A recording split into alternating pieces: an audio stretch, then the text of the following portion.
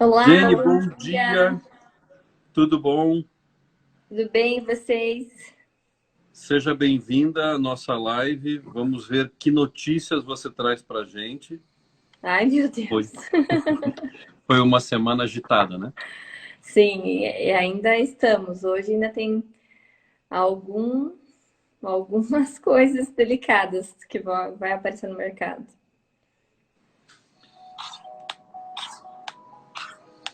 Mas que paisagem linda que você tá aí, hein?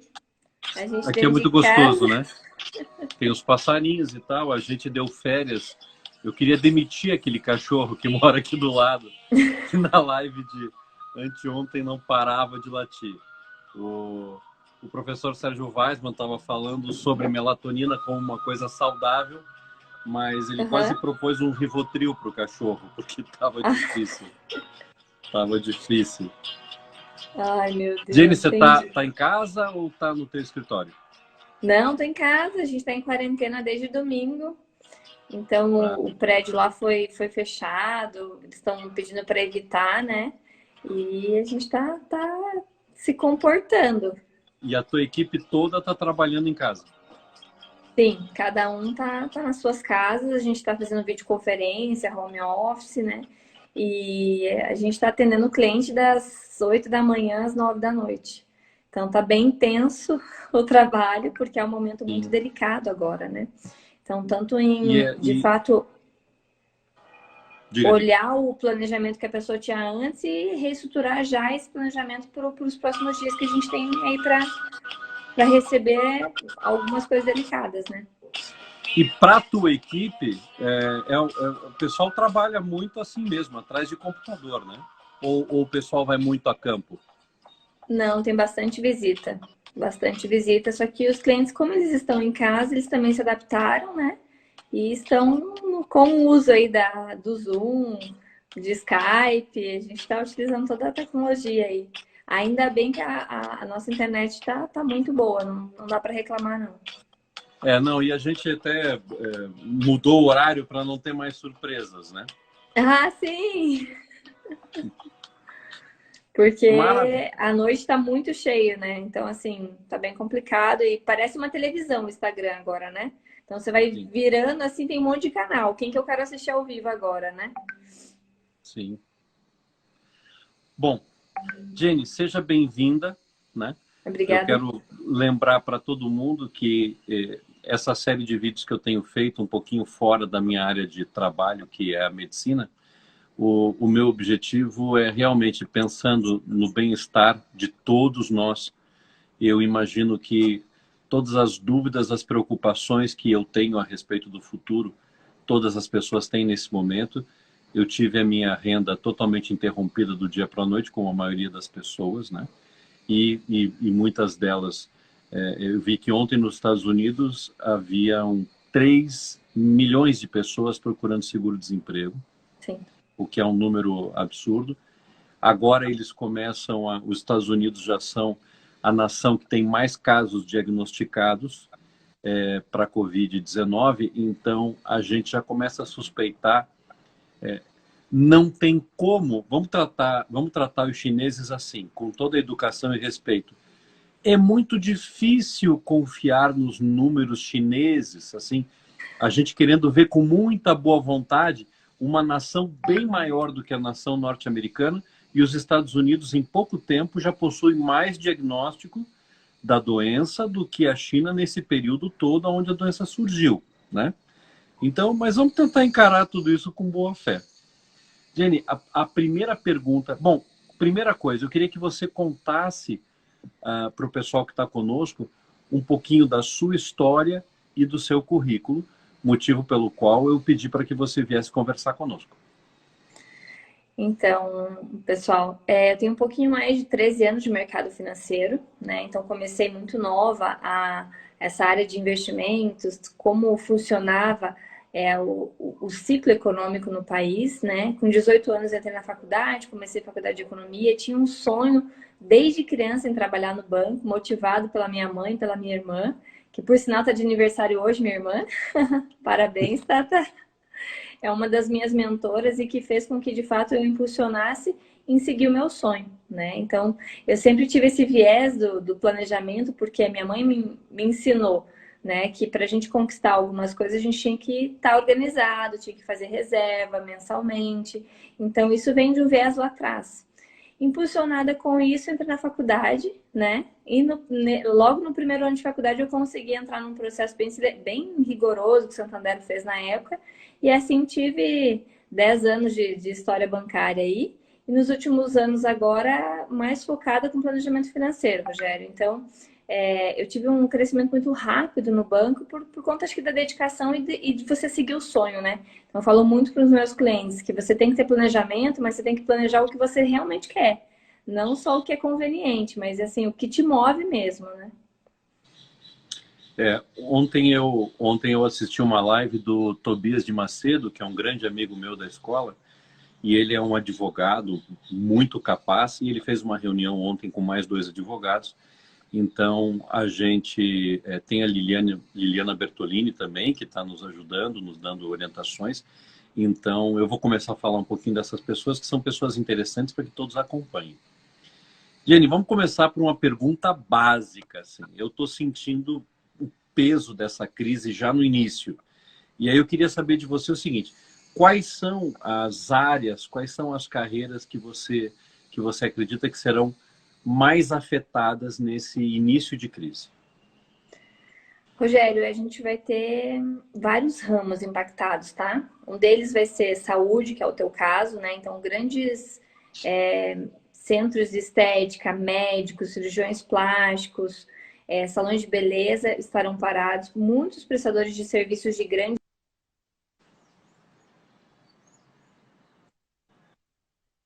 A gente vai ter o impacto, assim, em muitos setores. É mais fácil eu te dizer os ramos que não terão tanto impacto, tá? Por exemplo, os supermercados que estão abertos, né? Farmácia, alguns postos de combustível, serviços digitais, serviços de delivery. Então, assim, vamos imaginar que esse momento que a gente vive, todo mundo vai ser impactado, mas cada um com uma fatia, um percentual. Se você é uma empresa, né, um empresário que você tem organizado o seu caixa enxuto, você vai sentir um pouquinho menos.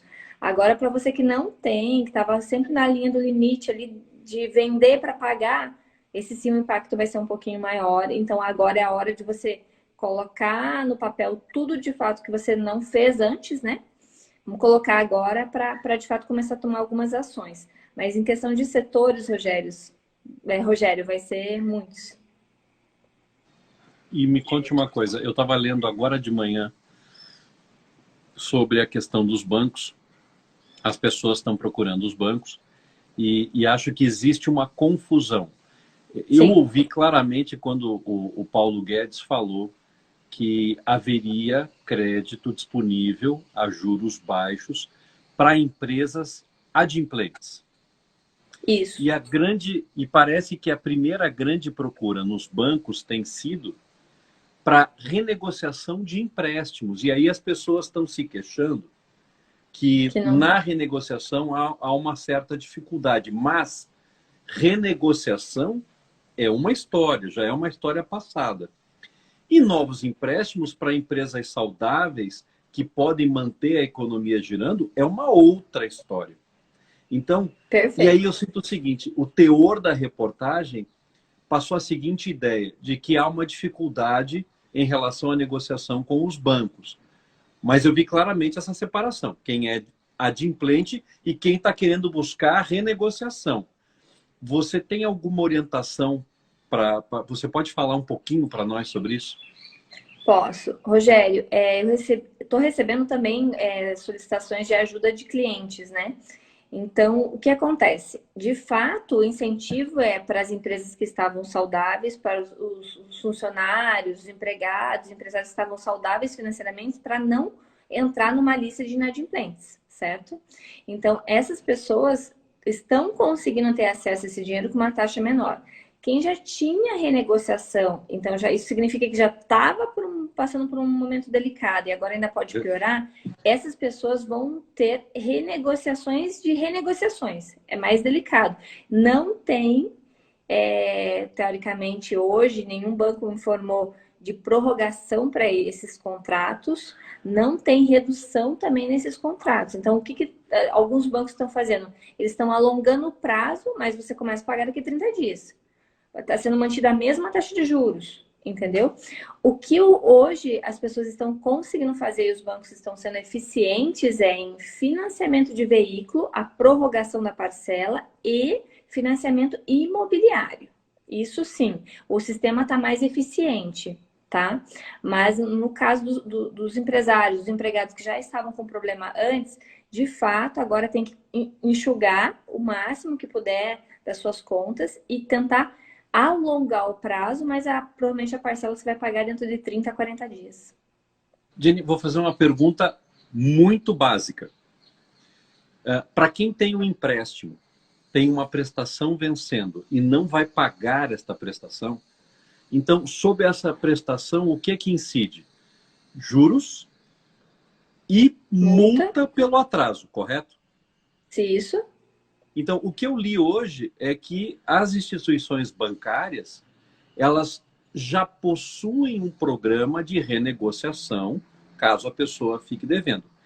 E algumas instituições estão abrindo mão da multa. Uhum. Por entender que se a empresa tem uma dívida corrente e tem a intenção de pagar e agora realmente os lucros cessaram, ela está tirando a multa. Mas ela não pode tirar o juro, correto? Pode. É uma questão de querer, né? E se o caixa dela permite. Então, todos os bancos, Rogério, quando ultrapassa 60 dias, eles têm que, teoricamente, ter uma provisão de clientes duvidosos maior, né? Então, o que ele prefere? Ele prefere abrir mão de juros, de multa, com aquele percentual maior e ir para um percentual menor para garantir que você está recebendo, né? Então, o que eles fazem? Nesse momento de 60 dias, que a pessoa às vezes não vai pagar a parcela, ele vai convidar a pessoa, ó, vem parcelar, porque eu preciso receber também, o banco vai te pedir. Nesse momento, você tem que saber certinho qual é o valor da parcela que encaixa no teu caixa hoje, né? Então, assim, eu pagava 1.000, não vou conseguir pagar 1.000, vou pagar 800, vou pagar 300. O que eu tenho que fazer? Então, eu vou ter que esticar meu prazo, vou tentar negociar com o banco juros, com certeza. Eu acredito, Rogério, que agora é o melhor momento para as pessoas aprenderem a se planejar e se organizar, de você ter sua reserva. Porque se hoje você tivesse uma reserva pequenininha, você aguentaria esperar sem ter que chamar o banco. Se você não tem a reserva, chama o banco para negociação. E tem um detalhe muito importante que está acontecendo agora, é que os bancos estão fechados, né? Então, as pessoas só conseguem acessar os seus gerentes se elas têm o telefone dele. Em centrais de atendimento está muito lento o atendimento, porque call center, as pessoas não podem estar todo mundo junto para fazer esse atendimento. Então, assim, agora você vai ter que ter paciência, né? Aquela mesma demanda, desculpe te interromper, mas aquela Imagina. mesma demanda absurda que pode acontecer com a questão da saúde, ela já está acontecendo com a questão dos bancos. Porque existe um sistema, existem os funcionários, existe um call center já estruturado, mas esse call center não vai dar conta se todo mundo precisar ligar, né? Exatamente. Jenny, deixa eu aproveitar, antes da gente continuar, eu quero falar para todo mundo que está entrando aqui que as pessoas podem fazer perguntas para a gente. Isso. E eu trago as perguntas, a gente vai respondendo aquilo que tem mais interesse. Eu te interrompi um pouquinho, você lembra o que você estava falando? Não, a princípio era dos contratos dos bancos, dos clientes, né? As oportunidades do banco tirar a questão de multa e juros, né? Para a pessoa conseguir entrar aquela parcela no caixa dela. Mas ela tem que estar com a certeza da parcela, que aquela parcela, quando for no banco para parcelar, que aquilo vai ser honrado. Porque senão você faz um acordo, depois outro acordo, daí de fato fica inviável para a pessoa. Uma bagunça. Uhum. Jenny, uma pergunta assim, um aspecto bem prático. Serve para mim e para todo mundo que está nessa situação. Dia 18 eu fechei a clínica, não operei mais ninguém, não atendi mais ninguém. E assim várias pessoas. Qual deve ser a nossa postura? Como é que a gente tem que agir nesse momento? Eu vi você falando alguma coisa sobre sentar e planejar. Eu falei, ok, eu vou sentar e planejar, mas como? Como a gente faz isso? A primeira coisa que você tem que fazer é listar todos os teus gastos. A segunda é o que você pode excluir ou minimizar. E a terceira é o que você não vai gastar nesse período que você está fechado. Então, tem muita coisa que você gasta que as empresas não vão estar gastando quanto insumos ou até mesmo serviços porque está fechado. Né? Então, por exemplo, eu pago mensalmente um convênio de estacionamento para manter para as pessoas estacionarem. Então, assim, esses itens tem que ser negociado. Assim, olha, eu não vou utilizar teu serviço durante 30 dias, eu não posso pagar 100% ele, mas eu também entendo que você precisa receber um pouco. Vamos manter o nosso contrato, eu te pago um valor mínimo, uma ajuda de custo, alguma coisa assim, entendeu? O que é importante? Não parar a economia. Então, os seus fornecedores estão numa situação difícil, né? Igual você. Então, o que você tem que fazer? E para o mínimo, chamar ele para conversa. A tua empresa de marketing, assim, olha, eu sei que agora eu preciso impulsionar, eu preciso estar nas mídias, mas eu talvez não vou ter caixa suficiente para tanto tempo, né? Porque o meu viés, às vezes, não é começar a vender online. Então, a gente tem que ter agora um senso de autorresponsabilidade, de também pensar em todos, e que todos pensam, né? Entender que está vivendo igual, né?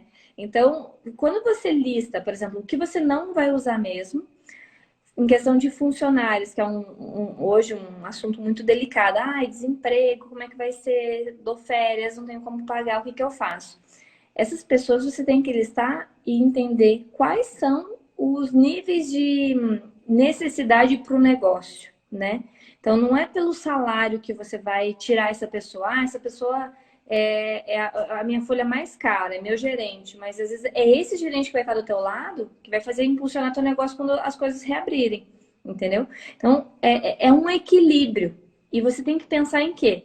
Exatamente o que a Débora escreveu ali. Novas formas de gerar receita, né? Então, o que você tinha na cabeça, naquele papel que você não colocou em prática ainda, que agora pode ser uma nova fonte de renda para tua empresa, né? Então, isso é muito importante, Rogério. As pessoas precisam de criatividade nesse momento, mas não é uma tarefa assim tão fácil. Você colocou uma coisa que eu não tinha pensado e assim, para quem tem a renda interrompida, a primeira coisa que vem à cabeça é: não posso pagar minhas contas. E, de certa forma, o primeiro pensamento é: não vou pagar. Mas daí tem aquela questão: se ninguém pagar ninguém, o mundo para. Exatamente. Então, eu queria que você falasse um pouquinho sobre esse caráter mais humano da negociação. Eu vou sentar, talvez daqui a alguns dias, na frente do meu gerente. Aí eu vou dizer assim: oi, gerente, cheguei. Mas acho que essa mensagem serve para todos, assim, quer dizer, não é para endurecer a negociação, talvez para humanizar um pouco as negociações, não é isso? Exatamente. Então, a gente volta para aquele princípio. Você sabe exatamente quanto você pode pagar por cada item que você consome, né? Então, acho que seria muito importante as pessoas anotarem isso e entender quanto ela precisa por mês para o supermercado, quanto ela precisa para pagar seu aluguel, quanto ela precisa para todos os itens, entendeu? Baseado nisso, ela vai olhar, poxa, vou ter que economizar em alguma coisa, vou manter isso e vou tirar aquilo, entendeu? Para quando você chegar para o teu gerente, você fala assim, amigo, eu preciso de tantos mil emprestado para eu me organizar, mas para os próximos 90, 60 dias, eu já vou conseguir me adaptar. Eu já vou conseguir economizar ali, que o meu plano do celular que eu economizei, a minha TV a cabo que eu mudei, o meu plano de saúde que eu fui para um plano mais básico. Então, as pessoas vão ter que se adaptar. Principalmente, Rogério, se houver a questão de um desemprego em massa, que é o que a gente espera, né? Então, assim, a gente espera, mas a gente não deseja. Então, vai ter muita oportunidade no mercado de pessoas aceitando qualquer salário para sobreviver, entendeu? Então, você que tem o salário, o emprego ainda, agora é hora de organizar. E quando for sentar com o teu gerente, fala assim, olha, eu preciso disso para organizar e continuar. Para tua cabeça não entrar em choque, porque o dinheiro, ele afeta diretamente na emoção das pessoas. Do estresse, da ansiedade, da pessoa ficar desesperada, como é que vai pagar a conta. E se ocorrer de você não conseguir pagar o banco, você tem que ter ciente na tua cabeça quais são as suas prioridades. Então, a minha primeira prioridade é manter, honrar a alimentação da minha família, negociar com a escola, porque a educação vai ter que continuar. E a gente vai fazendo uma cadeia. Não que a gente não vai deixar de pagar, mas a gente vai colocar numa régua quem é prioridade para você honrar. Senão você Jennifer, fala pro... deixa eu só te interromper um pouquinho, não quero perder, mas... Desculpa, pode Não, não, interromper. não, eu queria que você consegue ler a pergunta do doutor Eduardo Zomer? Se não há incentivo para a renegociação de dívidas já correntes, não pode valer a pena pegar um empréstimo subsidiado e quitar o antigo, pois o novo possui juros menores? Se você tiver pré-aprovado e se permitir, com certeza. Com certeza absoluta, mas isso não é para poucos, tá? Vai ser para poucos CNPJs que eles vão liberar isso. Pouquíssimos. Em qual cenário? Explica um pouquinho melhor por que para poucos. Ele tem que enxergar no pagador a real capacidade de quitar? Porque o banco ele vai fazer um filtro, não posso garantir, né? Mas historicamente, o que eles fazem? Um filtro por setores. Então, ele sabe quais são os setores que vão ser mais atingidos, que a recuperação será mais lenta. Então, o que ele vai fazer? Ele vai bloquear linhas de crédito para determinados setores. Vai suspender por um determinado período até para ver como que vai ser a reação da economia, entendeu? Então, vai ter muitos empresários, nossa, mas eu tinha lá tantos mil aprovado e agora não tem mais nada. Não vai ter mesmo. Porque o teu setor está afetado, não é você. Então, alguns clientes falam, eu vou brigar com o meu gerente porque ele falou que eu tinha e agora eu não tenho mais. Não é o teu gerente. O banco sabe antecipadamente que a sua área de trabalho tem um risco muito maior de ficar inadimplente depois. Perfeito. Exatamente. Tá, deixa eu fazer uma outra pergunta muito básica, mas não custa. Quando uma empresa procura um banco para fazer um empréstimo, qual é a visão que eu tenho? E aí você me corrige. O banco, ele pega dinheiro com o Banco Central, correto? Sim. O Banco Central empresta para uma instituição bancária e quando é feita a operação de empréstimo, o banco tem que retornar ao Banco Central uma fatia do dinheiro com algum juro. Então, o juro excedente ao que o banco vai pagar para o Banco Central é o spread bancário, é isso? Depende, tá? Por exemplo, o custo do dinheiro chama-se depósito compulsório, né? Tá. Então, a gente teve redução do depósito compulsório, teve até a sensação de zerar, né? Então, assim, o depósito compulsório não está ligado diretamente ao spread que os bancos utilizam, né? Tem bancos que... O que é o spread, né? Só para sair do termo técnico. É a margem de lucro, né? Então, quando você tem uma loja que você vai colocar o preço na tua mercadoria, você quer colocar aquela tua margem que é para pagar teu custo fixo, para você cobrir a questão de inadimplência e você ter uma margem de ganho, né? Isso chama-se spread. Então, muitos bancos estão abrindo mão de ganhar mais para segurar a economia, porque a gente tem um sistema muito sólido no Brasil. Isso é uma vantagem que a gente tem. Se ele né? quiser ganhar muito, ninguém vai conseguir pagar. Exatamente. Então, assim, ele está abrindo mão da sua margem de gordura, assim, para de fato ajudar a economia, porque ele sabe que se ele parar, o nível de inadimplência do brasileiro já é alto. Mais de 70% da população não possui planejamento financeiro e nem reserva. Entendeu? Então, assim, ele não é agora a hora que ele vai ganhar dinheiro.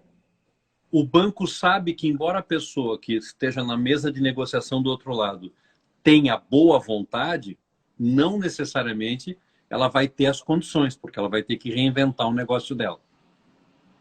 Exatamente. E, Jay, no cenário atual, o governo realmente ele ele está tirando as margens dele? Ou ele tem realmente essa tendência? Rogério, prefiro não Prefiro entrar aguardar. nessa seara. É difícil falar agora. Muito difícil. Olha, eu tenho um paciente fujão que entrou aqui, o Luiz Twin. Luiz, bom dia. Que bom que você está aqui com a gente. Porque é um. Jenny, me conta uma coisa. Hoje, por mais que a Você gente tenha um tem... sistema muito só. Oi? Diga, diga, diga. Por mais que a gente tenha um sistema muito sólido, hoje a gente vive uma crise internacional, né? Então, ela é uma crise sistêmica, é uma crise que não é de um setor específico, né? Então, todo mundo está sendo abalado. O governo está tentando minimizar o impacto para todo mundo, né? Tanto para a população quanto para os empresários, porque ele precisa da máquina rodando, né? Não, ele também não Então, recebe imposto e ele mesmo vai quebrar depois, né? isso é uma cadeia, né? Sim. É a escala que acontece. Olha, o Luiz escreveu aqui: estou em Campo Grande iniciando um contrato justamente nas UPAs e UBSs. Luiz, boa sorte aí no seu trabalho. O Luiz é extremamente trabalhador e agitado e é uma dessas pessoas que serão motores das coisas, né? E, Jenny, me conte uma coisa. Nesse momento que está todo mundo preocupado, uma das questões, no momento em que eu for fazer um empréstimo e eu vejo as pessoas conversando aqui, hoje a gente não sabe quanto. Se a gente pensar na doença em si, é um ciclo entre 2 a 3 meses para que a gente comece a ter a imunização natural e comece a ter uma baixa natural daquela curva e comecem a diminuir os casos. Então, a gente ainda não chegou no pico, as medidas de isolamento vão diminuir esse pico, depois vai ter a queda, e a gente pode projetar hoje a queda para um período de 2 para 3 meses. Ok, isso é um ponto. Mas tem um segundo ponto, que depois que houver o achatamento da queda e o retorno das atividades, ainda assim o mercado vai ser um mercado diferente, vai ser um mercado mais difícil. As pequenas empresas, que são os grandes geradores de emprego, hoje, se elas forem fazer operações de empréstimo, elas precisariam pensar, na minha opinião, pelo menos em 3 a 4 meses, pelo menos, enxugando despesas, como você falou.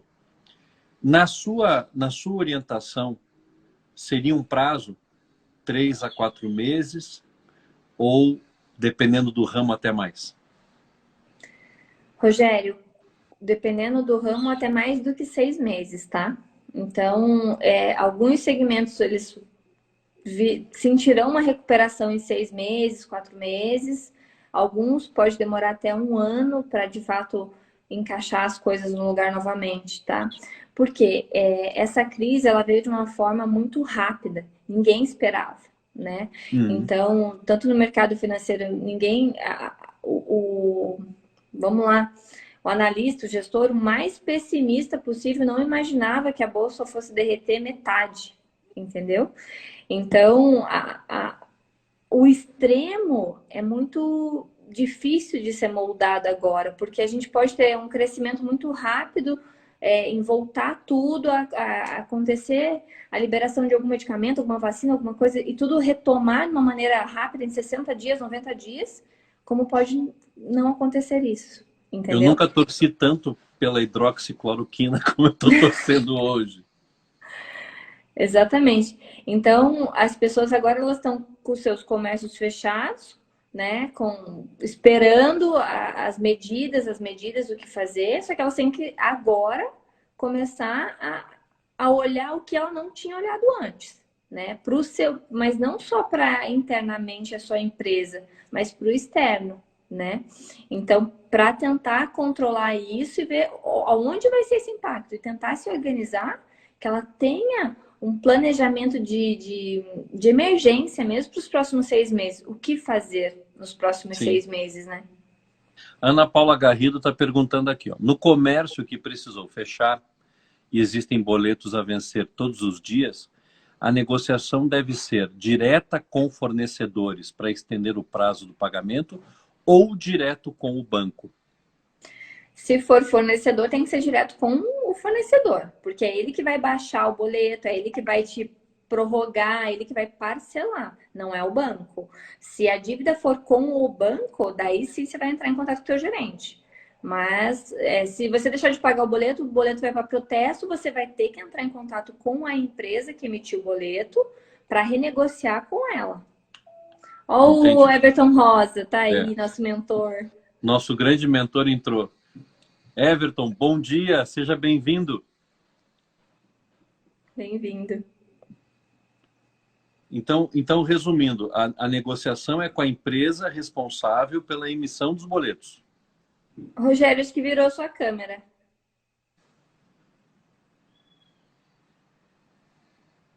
Mas respondendo a tua pergunta, exatamente. A responsabilidade dos boletos é direto com as empresas que emitiram os boletos. Os clientes têm que entrar em contato com eles.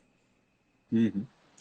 E, Jennifer, essa corona foi um nome interessante, né? Tem o coronavírus e tem a coronacrise, né? Pedro E Superti, nosso mentor. olha, o Pedro está aqui. Não, Pedro, mas foi seja ele bem-vindo. que criou, ele começou a falar corona crise, Coronacrise. eu falei, faz total sentido. Faz, né? Quais seriam, assim, o que eu vejo é que as pessoas foram pegas de calças curtas e você tem uma cultura de planejamento e você tem uma cultura sobre aquilo que deve ser economizado na renda mensal, aquilo que deve ser investido. Passa para a gente um pouquinho dessa orientação básica, assim, como é que a gente deveria se comportar com a nossa renda mensal? O que é que a gente pode gastar? O que é interessante investir? O que é interessante guardar? Como é que funciona essa questão do planejamento? Muitos clientes estão me fazendo essa pergunta agora. Jenny, eu utilizo a minha reserva de emergência? Sim, reserva de emergência para esse momento, né? E quem não tem, que é a tua pergunta, né, Rogério? Quem não tem reserva de emergência, agora é o momento de olhar para dentro da sua casa, organizar ela com números. Então, se você, não sei mexer no Excel, Jenny, não tenho planilha, um caderno e uma caneta você tem, É né? Então, suficiente. começa com o básico e organizar como vai ser os teus próximos 3 meses. Então, coloca ali todas as suas despesas, coloca a data de hoje, coloca o que você já tem em atraso, se você tiver, e coloca o que você tem para pagar para os próximos 3 meses.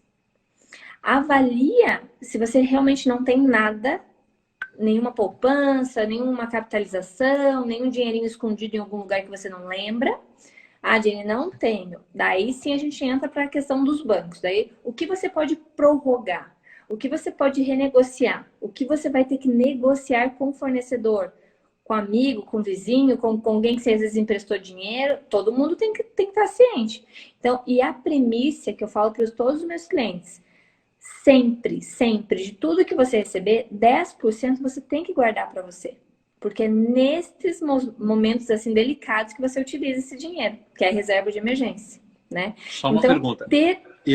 Esse guardar não é botar embaixo do colchão. Não. O que é o guardar para você, Jenny Almeida, que é uma pessoa de mercado financeiro? Rogério, o investir depende muito do perfil, tá? Então, eu tenho clientes que nunca saíram do CDB, porque eles têm muito medo, preferem deixar o dinheiro no banco, naquele certificado bancário, e não tem problema. O importante é você não deixar em casa, na mão, ter aquela coisa assim muito vulnerável à inflação, porque está sendo corroída, entendeu? Então, o começar a investir depende muito do perfil da pessoa. E como eu tenho clientes que começaram já a investir direto em ações. E agora, Jenny, o que eu faço? Tem que respirar, acalmar, porque as coisas estão retomando, né? Mas a gente vai ter um Essa é a período para próxima, isso, né? essa é a próxima pergunta. Jenny, eu tenho vários amigos. E o curioso é assim, eles confiam na opinião de alguém que para eles tem autoridade, não entendem nada de mercado financeiro, fizeram suas opções e agora eu sinto que até o desconhecimento a respeito do funcionamento desse mercado financeiro gera uma paura, né?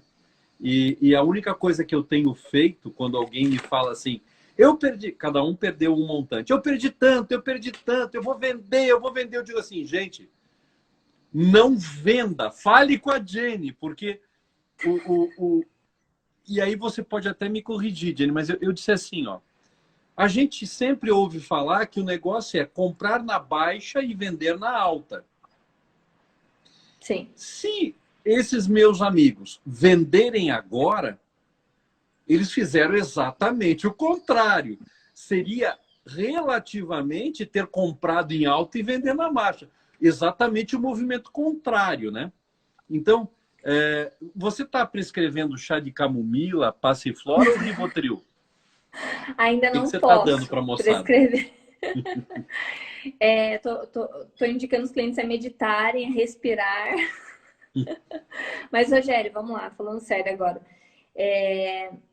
Tem que cuidar muito com essa questão de oportunidade, tá? Então, o momento que a gente vive hoje no país, de fato, parece, olhando o preço, que é uma oportunidade.